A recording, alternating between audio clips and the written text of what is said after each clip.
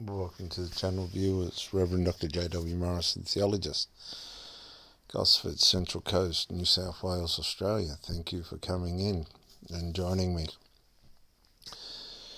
For the most part, many of us, when we open up our heart to somebody else, we want to get it right. We want to make sure that we don't put ourselves in a situation of damage, a situation of loss, psychological loss.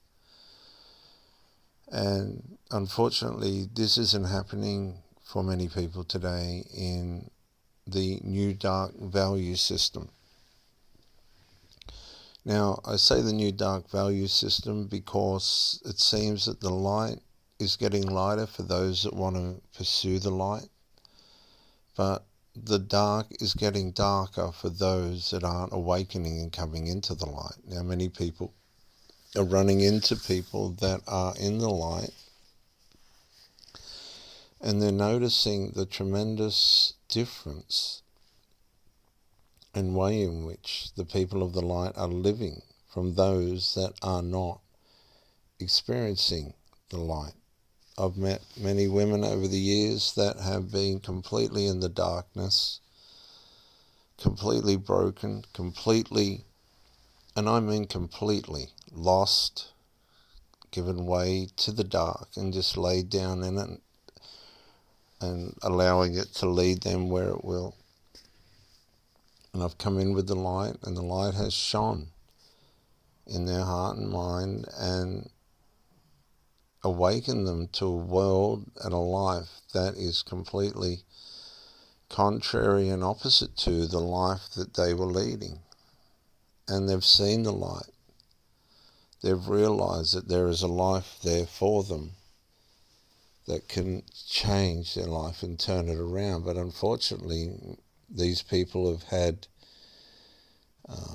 habits and enmeshments that have caused them to fall back. They've also had preferences. I've had a couple of them say to me that they want peace, they'll do anything to have peace, but unfortunately there was an innate tendency to bend towards toxicity. Now, what I mean by this is they would come to me for their light and fill themselves up with the light and assure themselves that this is, something that they wanted. Excuse me. But by way of what they were used to in their life before I'd come along, which was toxicity, abuse, convenience of habits. A lot of these people had men that weren't able to or did not know how to show them or lead them into a way of life that was going to not only benefit the female but also the men. The men were just stupid. The men were just fools. And these people have spent so long with these fools, probably out of convenience. I've noticed that a lot of these women will have trade-off relationships. You have your habits and I'll have mine. And they glorify and grandiose and give themselves over to fools, which ultimately makes them a fool as well. They're probably a fool to begin with to end up the way that they have. And if you do a decade or 5 years or 15 years or 20, 25 years with this kind of lifestyle, it gets to a point, unless something absolutely dramatic and serious happens, where they'll just run themselves out in this foolish, self-destructive, horrible lifestyle. And a lot of these people think they're going to get away with it, and they don't. They just don't. What happens is they start to take for granted the people that come into their life that are showing them the pathway to benefit, to prosperity and to health. And their grip and need and want for their habit and rebellion is more valuable to them and more magnetized to them than the pathway to the light. They become so accustomed to their self-destructive behaviors that while trying to align themselves with the light, unfortunately, they just weren't able. Their value for the light was limited. They were so entrained into their toxic lifestyle that it was easier for them to go back to a place where they could just either be on their own and be asexual and cohabitate with themselves and their habits and their enmeshments with family members or whatever it is, and probably just have casual encounters, sexual encounters, reckless, careless sexual encounters, and or find someone that's at the level that they're at, substance abuse wise or alcohol wise, and just drag themselves to the grave. They really end up with nothing to show for themselves. Life's got away with them, away from them, and left them in a situation where they're really going to have nothing to show for themselves. And the reality of it is, if they have a true look in the mirror, they've wrecked it. They've allowed their desires, their lust, the deceitfulness of their lust to mislead them to such an extent that they're just going to end up sick, ill, probably on their own, estranged from the people that they've deceived and groomed into taking the pathway that they did. They're unable to show them anything wiser or better. They taught their children to hate and despise and to be conceited and to ruin. They probably had several relationships ruined by themselves and the enmeshment with their children, or some other. Their habits usually wreck the relationships and themselves. And this is what darkness does. They lie, they cheat, they scheme, they waste their money. They end up with people that rob them and abuse them and cause confusion for their children and whatnot, although most of these adult children are usually messed up anyway by way of the example of the parents. A lot of these people have got these their identities tied up in their jobs, and if that doesn't work, their identities tied up in their co-mutual use and abuse of their habits. They become so enmeshed in some cases.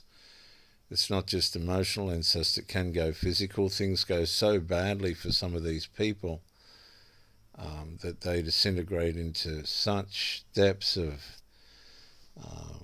depravity behind closed doors that even the hairs on the back of a cat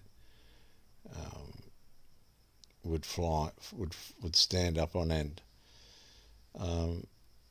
The new value system, dark value system, puts people in a situation where all the footsteps lead in and none lead out. It's very hard for them to find their way out because it's so magnifying. It's so deep that when they see the light, it's like a bat that flies around in the daylight. It just can't see anything. And eventually it flies into something and hurts itself or maims itself. Well, these people are slowly but surely, despite their ego and their toxic confidence in front of everybody, it's quite embarrassing, really, the way they treat themselves.